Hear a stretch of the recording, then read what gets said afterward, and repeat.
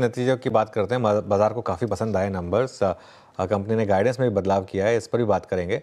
और constant currency revenue guidance को 8 से 10% से बढ़ाकर 10% कर दिया। तो बेसिकली वो 8 वाला हटाकर सीधा 10 पर ले आए। इस पर बात करने के लिए हमारे साथ कंपनी के एमडी और सीईओ अमित चड्ढा जुड़े हैं। Amit ji, good morning. पहले तो ऑर्गेनिक ग्रोथ की बात करते हैं, कैसा रहा आपके लिए क्वार्टर और आगे क्या उम्मीद रहेगी? जी सो फर्स्ट ऑफ ऑल बहुत बहुत शुभकामनाएं नए साल के लिए टू यू और आपके दर्शकों को भी। सो ये जो क्वार्टर रहा हमारा जो अभी फिनिश हुआ ये काफी अच्छा रहा। रुपी टर्म्स में 9.5% ईयर ऑन ईयर ग्रोथ रहा ईयर ऑन ईयर, और जो डॉलर टर्म्स में growth was 8.7% year on year in constant currency, and sequential was 3.1%। This was in line with our expectations. जो टेक रहा सेगमेंट हमारा वो 11% का ग्रोथ हुआ quarter on quarter. Sustainability sector का 4% ग्रोथ हुआ। इन एडिशन टू दैट 8 नए deal sign हुए हैं 10 मिलियन प्लस के। उसमें से एक 50 मिलियन प्लस था, एक दो 35 मिलियन प्लस थे, दो 25 मिलियन प्लस थे, और तीन जो थे वो 10 मिलियन प्लस थे।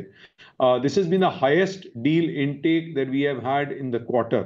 हमारा जो पाइपलाइन है वो काफी रोबस्ट है, और हमारी उम्मीद है कि एज वी गो फॉरवर्ड ऐसा ही होगा। From a margin standpoint हमने कमिट किया था कि मार्जिन इंप्रूव होंगे, तो हमारे मार्जिन 110 बेसिस पॉइंट्स इंप्रूव हुए from 15.1 to 16.2% EBIT, excluding non operational expenses MND के जो थे। So as in a nutshell जो क्वार्टर रहा काफी अच्छा रहा, काफी मजबूत रहा। अगर एनुअल गाइडेंस देखी जाए तो इंटेलीस्विफ्ट के साथ हम कंफर्म कर रहे हैं कि हमारा जो साल रहेगा अबाउट 10% ग्रोथ का रहेगा, which again we believe is fairly good as compared to where the industry is. Now FY26 जो है अगला साल, हमारा ओपिनियन है कि वो FY25 से बेटर रहेगा। अब कितना बेटर रहेगा, क्या होगा, वो जो जो जो नंबर्स हैं वो हम आके आपको अप्रैल में बात करेंगे, but we definitely feel it will be better than FY25। Okay, लेकिन गाइडेंस फिर भी लोगों को थोड़ा सा लगा कि थोड़ा चुकाया गाइडेंस ने, क्योंकि आपकी इतनी अच्छी इन्फ्लोज रहे हैं, फिर भी 8 से 10% के बैंड को अब आप उसमें एक नंबर आपने उसमें से हटा दिया, लेकिन बहुत ज़्यादा ग्रोथ नहीं है उसमें। इसका कोई खास कारण? देखिए, हमने जो गाइडेंस दिया था 8 to 10% लास्ट ईयर, उसमें हमने कुछ फैक्टर्स लिए थे जो प्लस हो सकता है, माइनस हो सकता है, एटसेट्रा। तो आई एम हैप्पी कि we are within that guidance, whether we are at 8 और वी आर एट 8.2 और वी आर एट 7.9। ये सब जो है वो दशमलव के क्वेश्चंस होते हैं, देखा जाएगा, क्वार्टर प्ले हो रहा है। But what I can confirm to you is कि the pipeline as well as the deal closures, momentum जो है एक बना है मोमेंटम, क्योंकि हमने सेगमेंट्स क्रिएट किए हैं। कंपनी में 3 सेगमेंट्स हैं, और ये जो सेगमेंट्स के चलते जो मोमेंटम गैदर हुआ है, this will allow us to be able to propel forward. Or FY26, like I said, will be better than FY25, but to be seen as we go forward.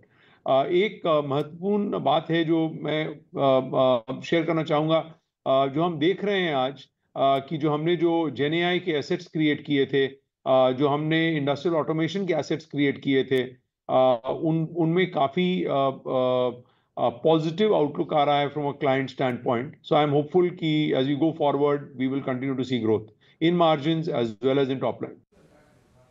Okay Amit ji, जैसे कि आपने margins को लेकर बहुत बात करी भी, टिप्पणियां करी यहाँ पर, लेकिन इंटेलीस्विफ्ट का जो इंटीग्रेशन था उससे क्या मार्जिन्स पे इम्पैक्ट दिखाई देगा? मैं अगर आपसे कहूँ कि 12 महीने की अगर आप एक कंफर्टेबली अगर एक मार्जिन्स की ट्रेजेक्टरी को डिफाइन कर पाए इस वक्त, तो जी, सो इंटेलीस्विफ्ट जो है इसमें 50% से ऊपर जो इनका जो बिजनेस है वो हाइपर स्केलर से आता है। सो हम भी हाइपर स्केलर्स के साथ काम कर रहे थे पहले से। सो टुगेदर मिलाकर इमीडिएटली हमारे पास 20 मिलियन प्लस के हाइपर स्केलर अकाउंट्स हो जाएंगे। So that is number 1। Number 2 है, हम लोग सर्विस लेड वर्टिकल्स में काम नहीं करते थे। इंटेलीस्विफ्ट जो है वो सर्विस लेड वर्टिकल्स में काम करते हैं, रिटेल, फिनटेक, हेल्थ केयर में।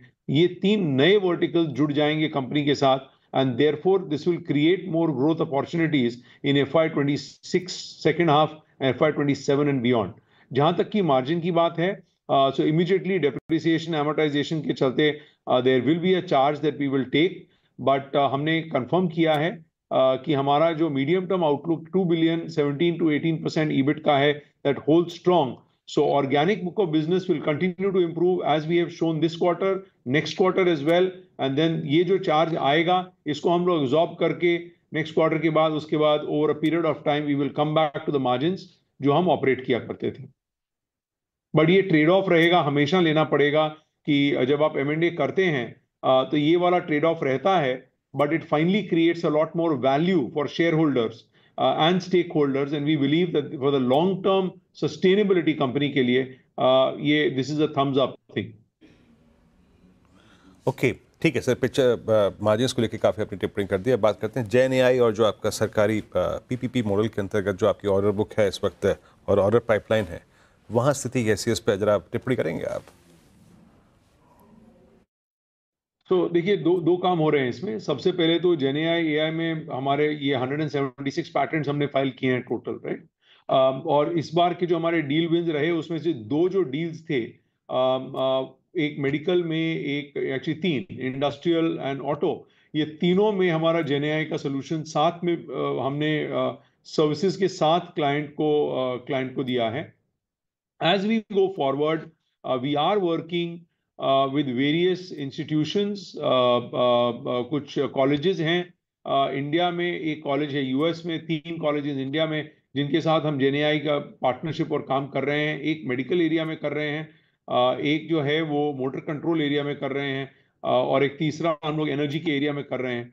तो ये जो जेन एआई का लेवरेज होगा इनमें, इससे प्रोडक्टिविटी, रिलायबिलिटी, कॉस्ट, इन तीनों का एडवांटेज होगा. तो there is a lot of work going on in that area. एक हमने इनवीडिया के साथ पहले पार्टनरशिप की थी, वो हमने ऑलरेडी अनाउंस की है मेडिकल के लिए, और आगे चलकर भी आप और अनाउंसमेंट्स देखेंगे. So Gen AI is part of the company's growth strategy going forward. वही नहीं, हम लोग एजेंटिक एआई में इन्वेस्ट कर रहे हैं. जब मैं आपके साथ अगले क्वार्टर में जुड़ूंगा तो और आपसे डिटेल शेयर करूंगा. But there is work happening as we speak in our offices in agentic AI as well. Okay, चलिए अब चलते हैं, एक बार इस पर एक व्यू लेते हैं. थैंक यू आपका अमित जी, बहुत बहुत शुक्रिया आज हमारे साथ जुड़ने के लिए, और आपको ऑल द बेस्ट अगले क्वार्टर्स के लिए. नीरज, क्या भी होगा आपका LTTS पर, ट्रैक करते हैं क्या इसे?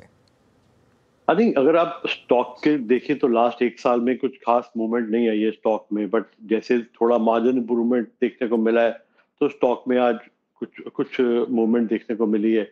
मुझे भी लगता नहीं है कि अभी एकदम से इसमें कुछ बहुत अच्छी रिटर्न आ सकती है, बिकॉज स्टॉक कोई सस्ता नहीं है और परफॉर्मेंस लास्ट क्वार्टर्स की ठीक ठाक रही है. तो अगर आगे चलते हुए कुछ और इम्प्रूवमेंट होती है रिजल्ट्स में, आई थिंक तब इसमें एक लॉन्ग टर्म और medium to long term view दोबारा ले सकते हैं. आई थिंक अभी मैं कोई बहुत पॉजिटिव नहीं हूँ, बिकॉज काफ़ी चेंजेस हो रहे हैं सेक्टर में, और प्लस अब यूएस में भी क्या होता है आगे चलते हुए इस सेक्टर के मुताबिक. आई थिंक वो सब देखना भी बहुत ज़रूरी रहेगा.